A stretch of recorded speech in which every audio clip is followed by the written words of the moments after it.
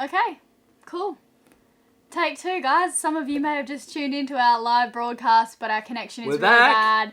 We're back again to do all of this again because, you couldn't even see us before. It was all pixelated. It was just a pixelated mess. So this is just one take, bang, and we're going to put it up on the interwebs, and that is going to be our equivalent of a live episode. Yeah, but we remember all the questions you guys are asking. We might even pretend to there's a question here from such and such. Yeah. Okay, so overboard safety. This is what you wanted to start with. That's the title of the blog post. Yeah. Okay, so we got a little bit caned in the latest episode about safety. So we'd like to talk a little bit about that.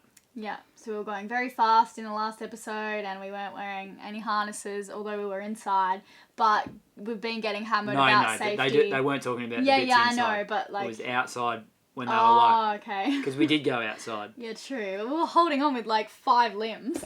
Yeah, so I'm going to, if I start talking about this, I'll end up getting a little bit philosophical. So when are you safe? You know, when Elayna and I are in foreign countries and we're getting a taxi from somewhere, hiring a scooter, or even walking across a road where a lot of the places are on the wrong side of the road. What Riley's trying to say is we are a lot more afraid of driving on a highway. I think that's crooked. Yeah, probably. We're a lot more afraid of crossing the road, driving on a highway where, anyone could be drink driving or under the influence of drugs. And for me, personally, I freak out just being on the highway in a car and, flying airplanes. I feel the safest out at sea. So it's just quite, it's So then hard. a lot of what these people would say is, how hard is it to wear a harness and why don't you do that? Yeah, so we can't wear a harness 24/7, and I don't think that's what people are asking. No, they don't expect you to wear it in bed. No. I think some of them actually would. Some people do really want us to wear a harness in bed. They care about us, and we get that, and we are role models for, the younger generation, which is important. We want to set a good example for these guys. But first, the question was, how hard is it, and why wouldn't you do that? Wear a safety harness, just climbing out the back. Yeah. Well, maybe not out the back, but just up the front. I don't know. I don't know. We should, of course we should always wear a life jacket. I don't think so. Where do you draw the line? That's yeah. Yeah, because when we're at the front, there's, we're playing with ropes and there's sails going up and down. You're climbing under the sails and around. It would be easy for us to get tangled, which I think is at the back of our mind. We're like, oh man, I don't want to be so restricted with being clipped in, but it is safer. So it's just like that. We are responsible for ourselves, and personally, I know the consequences. Mm-hmm. And so I choose not to wear one a lot of the time, but I think Riley said in the last I haven't worn a harness on this boat. No, we haven't. So I don't feel like I need to. I will wear one when I feel like I should. And people will say, maybe a rope will swing around and hit you. It might. Yeah. There's a chance that will happen.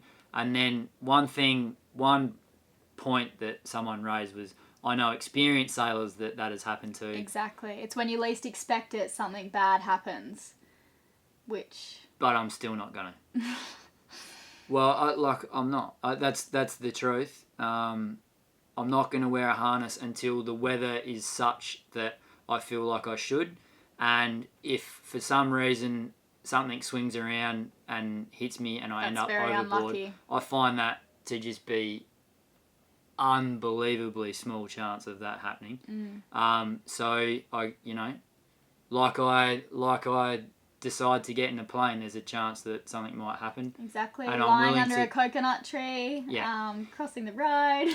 One of the great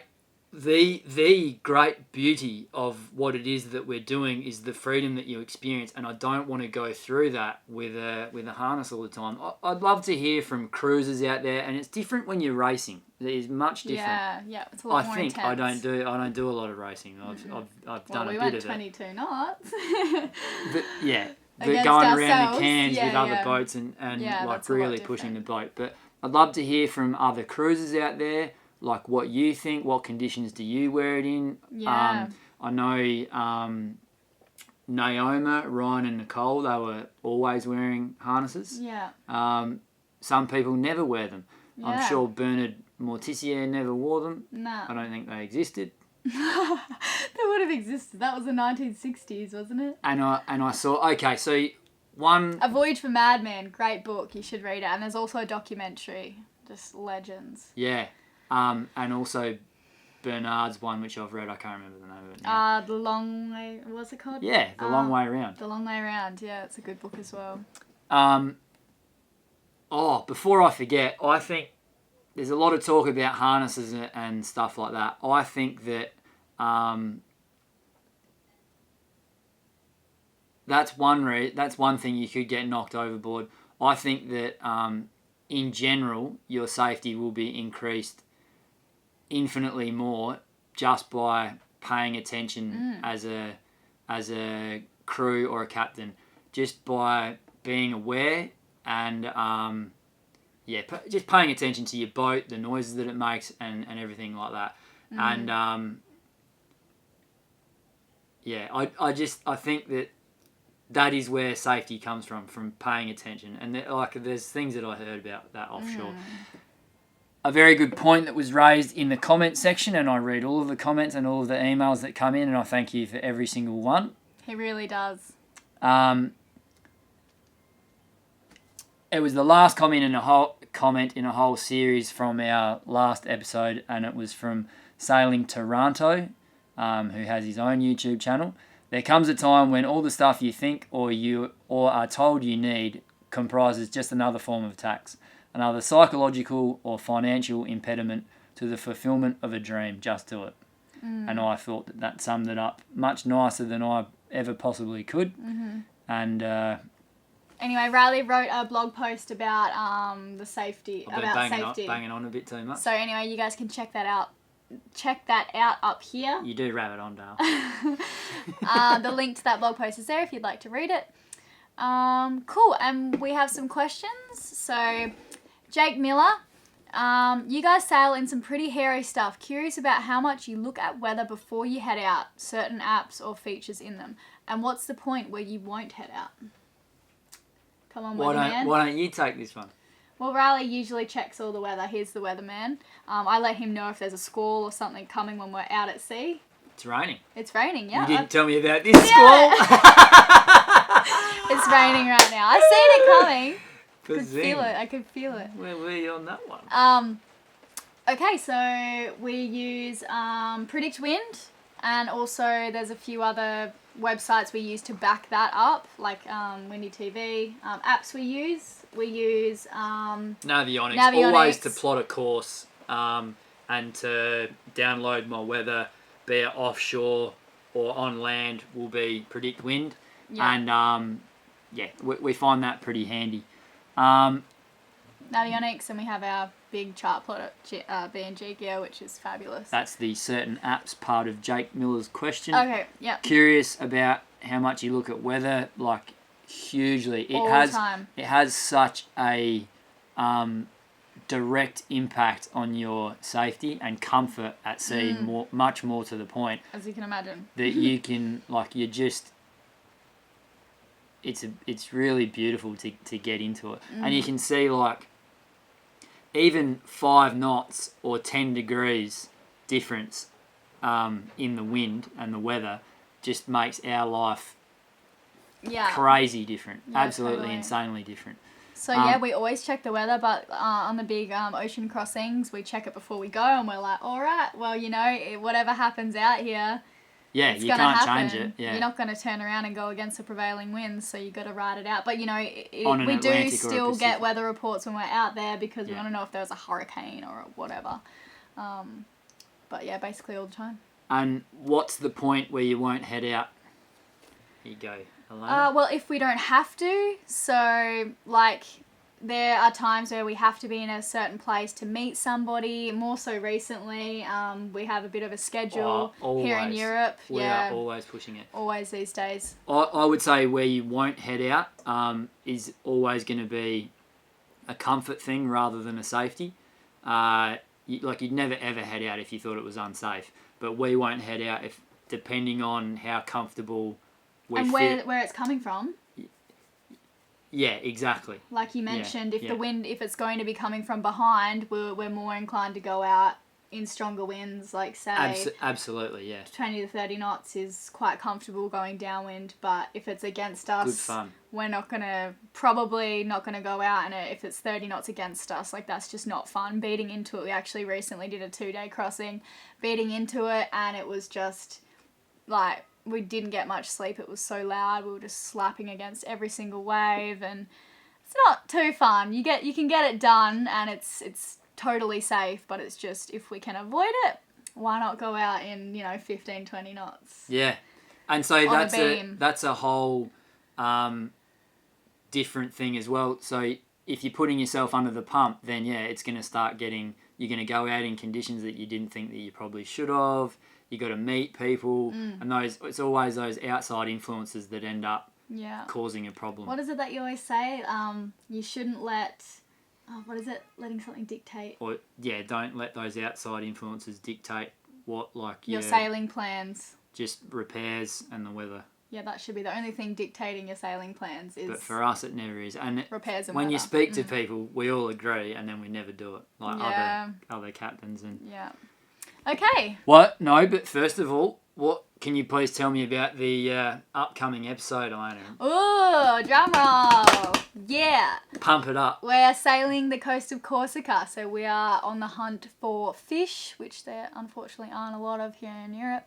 But I won't tell you how that turns out. If you can't already guess. And in search of a cheap mooring for the night, and we failed at that one. Mooring. I just had a little squeak, didn't I? You did a little bit.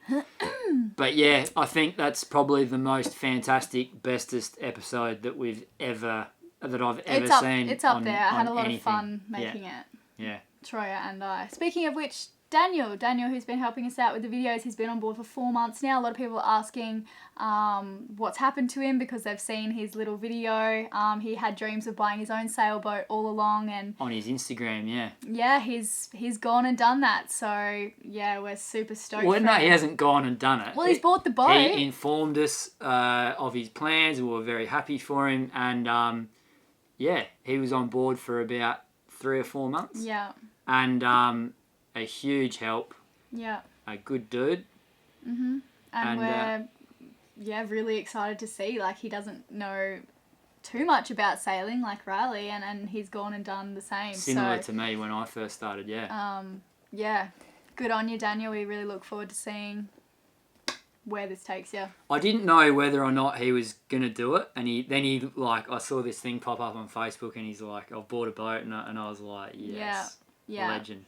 So yeah, it's just Riley and I now on the boat. We're going to be doing everything ourselves again, which obviously is going to be much more difficult. Yeah, it's a lot more difficult. And you guys would know, like, some of his shots that he got were pretty incredible. Yeah. He knows what he's doing with that camera. So he was a big hand, and I'd like to say a very sincere thank you to you, Daniel, mate. Much appreciated. Cool. All right, next question. This is from Bayou Bookie. Interesting. Is that how you say it, Ross? I guess. Bayou Bookie. When traveling in hostile places, what is your strategy to stay safe? Is it still to simply throw cans of food at the approaching pirates? Do you have to worry about ice in the Arctic with a fiberglass hull? For polar bears, man, there's so many questions here. All right, let's take this one step at a time. No, let's keep going. For polar bears, will throwing cans of food at them work? Or will you have to get something like a Smith & Wesson Governor that you can load small gauge 410 shotgun shells? Even 410 shotgun shells loaded with rubber pellets. Man, we don't know the first thing about guns. Bayou. It sounds like he might be from the swamps down south there in America. Okay. Down the bayou. Okay. When travelling in hostile places. I can't do that accent. Okay. What's your strategy in hostile? Okay. Do the best you can with what you know. Like, it really Lay depends. low.